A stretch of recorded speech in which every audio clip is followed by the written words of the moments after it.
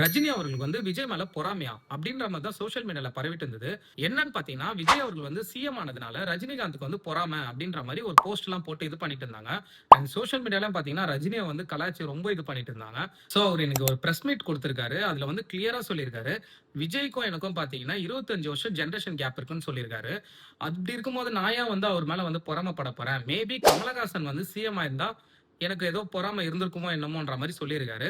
விஜய் அவர்கள் வந்து சிஎம் ஆனது வந்து ஒரு ஆச்சரியம் கலந்த சந்தோஷம் தான் எனக்கு இருந்ததே தவிர்த்து, பொறாமைலாம் எதுவுமே கிடையாதுன்ற மாரி சொல்லியிருக்காரு.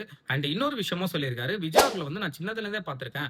அண்ட் நெறைய இடத்துல சொல்லியிருக்கேன். நான் விஜய கம்பேர் பண்ணாலும் சரி, விஜய் வந்து என் கூட கம்பேர் பண்ணாலும் சரி, 2 பேருக்குமே அது நல்லது கிடையாதுன்ற மாரி சொல்லியிருக்கேன்னு சொன்னாரு. அண்ட் ரஜினி வந்து ரீசென்ட்டா வந்து ஸ்டாலின் அவர்கள பார்த்த ஃபோட்டோ வந்து வெளியில வந்தது. அந்த ஃபோட்டோவ வச்சு நெறைய பேர் என்ன சொல்லியிருந்தாங்க பார்த்தீங்கன்னா, இவர் தான் வந்து டிஎம்கேக்கும், ஏடிஎம்கேக்கும் வந்து அலைன்ஸ் பேசியிருக்காரு. அதாவது விஜய் அவர்கள் வந்து சிஎம் ஆகக்கூடாதுன்றதுக்காக டிஎம்கேக்கும், ஏடிஎம்கேக்கும் வந்து இவர் தான் வந்து அலைன்ஸ் பேசினாருன்ற மாரி சொல்லியிருந்தாங்க. அதுக்கும் பார்த்தீங்கன்னா, ஒரு முற்றுப்புள்ளி வச்சிருக்காரு. என்ன சொல்லியிருக்காருன்னா, இந்த மாரி தரங்கெட்ட விஷயத்த வந்து இந்த ரஜினிகாந்த் பண்ண மாட்டான் அப்படின்ற மாரி சொல்லியிருக்காரு. சோசியல் மீடியால வந்த எல்லா அவதூறுக்கும் வந்து கிளியரான ஒரு ஸ்டேட்மெண்ட் குடுத்துட்டாரு. விஜய் மேல வந்து எனக்கு எந்த ஒரு பொறாமையும் இல்லன்ற மாரி.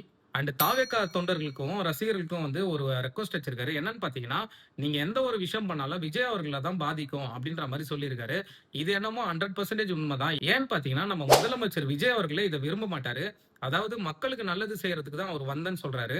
அப்படி இருக்கும்போது நம்ம இன்னமும் வந்து ஃபேன்ஸ் ஃபைட் பண்ணிட்டு இருக்கிறது, அவங்களோட ரசிகர்கள வந்து போட்டு கிண்டல் பண்றது, அவங்களோட தலைவர்கள போட்டு கிண்டல் பண்றது, இப்படிலாம் பண்ணீங்கன்னா விஜய் அவர்களுக்கே வந்து புடிக்காது. சோ இது பண்ணாம இருக்கிறது தான் வந்து நல்லது. அண்ட் ரஜினிகாந்த் அவர்கள் வந்து இன்னைக்கு பிரஸ்ல சொன்னது வந்து கரெக்ட்டா தப்பான்னு உங்களோட ஒப்பீனியன் என்னன்றத கமெண்ட்ல சொல்லுங்க.